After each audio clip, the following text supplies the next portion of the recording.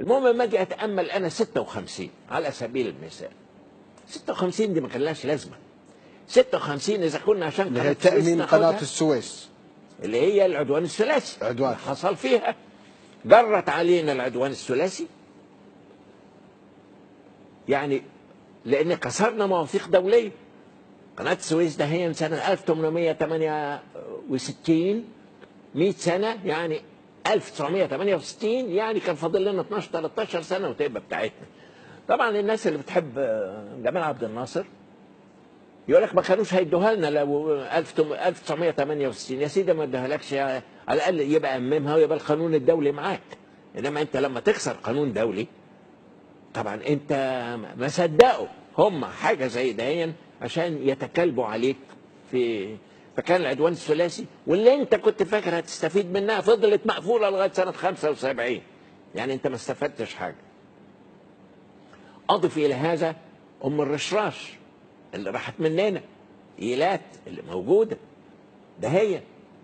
اضف الى هذا ان هي السبب بتاعه حرب 67، لان في 67 ابتدى الملوك والرؤساء العرب، لان كان واقع مع ده وده وده وده وده ده، ويتكلم على ده وعلى ده وعلى ده وعلى ده من غير داعي، فابتدوا يقولوا له خليج العقبه ومش خليج العقبه، واسرائيل مش راح قافل خليج العقبه.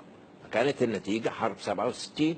و67 طبعا كان لازم التحرير، الاستنزاف، واستنزاف 73، مش كل ده، ده لو كان جبل كان اتهدم. فأضف إلى هذا أنه مزق النسيج الاجتماعي. يعني ما يجي مثلا الأرض 5 فدادين والراجل يموت وتبقى 5 قراريط، اتفتتت الثروة الزراعية، ويا ريت بيحاسب عليه. أتجد في عصره جامعة زي جامعة أسيوط 5000 فدان من أجود الأراضي الزراعية، مع إن الصحراء جنبه. جامعة زي جامعة الأزهر 1500 فدان أراضي زراعية والأرض جنبهم والصحراء جنبهم. طب ما تبني على الصحراء، يعني أنت تفتت الأرض والأرض الزراعية تحولها إلى أرض مباني. ده اللورد إمبان اللي عمل مصر الجديدة. قبل ما يعمل مصر الجديدة دهيا راح للحاكم الإنجليزي قال له أنا عاوز أعمل مصر جديدة ولا آخر. يوم الحاكم عدو ومحتل يقول له إيه؟ حسك عينك، إمبابة، كيت كات، المهندسين، دار السلام. قال له ليه؟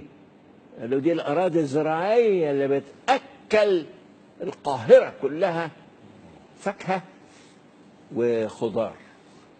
قال له أبديها فين؟ قال له قدامك الصحراء، وتبعد عن التاون سنتر 15 كيلومتر.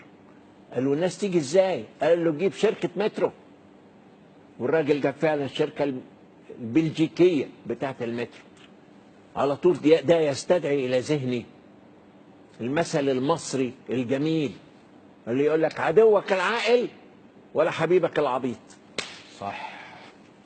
ده محتل انجليزي والله انك لخصت.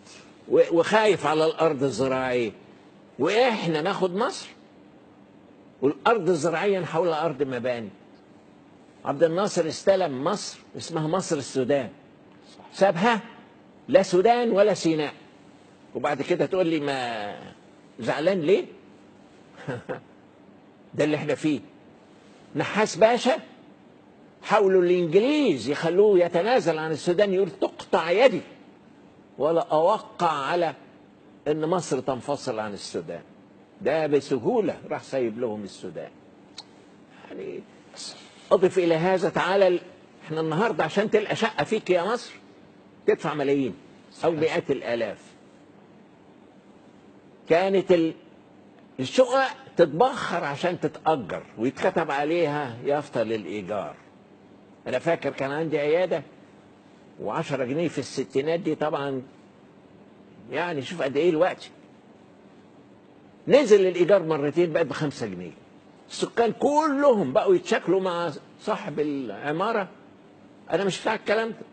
قلت له يا فلان العقد اللي بيني وبينك ده ساري، سيبك من الكلام اللي بيعمله عبد الناصر ده هون الذي مزق النسيج الاجتماعي بين صاحب العمارة وما بين السكان، بين صاحب الأرض والفلاح. بين صاحب العمل والدنيا اتبهدلت.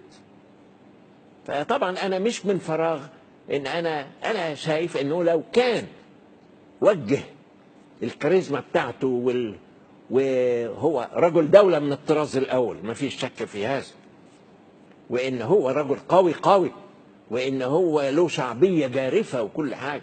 إنما لو كان وجه هذا كله لمصر، كان مصر النهاردة تبقى ضمن أول 3 دول على سطح الكرة الأرضية. حلو. إنما هو وقع الوقعة بتاعت محمد علي. محمد علي باشا تمدد تمددا جغرافيا، وصل للإستانة فوق، صح. خد الشام والمورا لغايه فوق.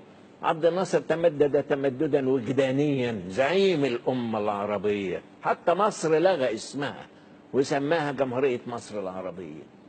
كل ده عشان يتشال بالعربيه في سوريا هنا وهنا وهنا وهنا. الكلام ده انا عارف ان انا يعني هذا الراي بتاعي يعني مش كتير معايا فيه، انما دي القناعة بتاعتي، وأنا شايف إن كان مصر ممكن تبقى أعظم من كده كتير لو كان كان هناك توجه آخر. حكمة في حكم عبد الناصر.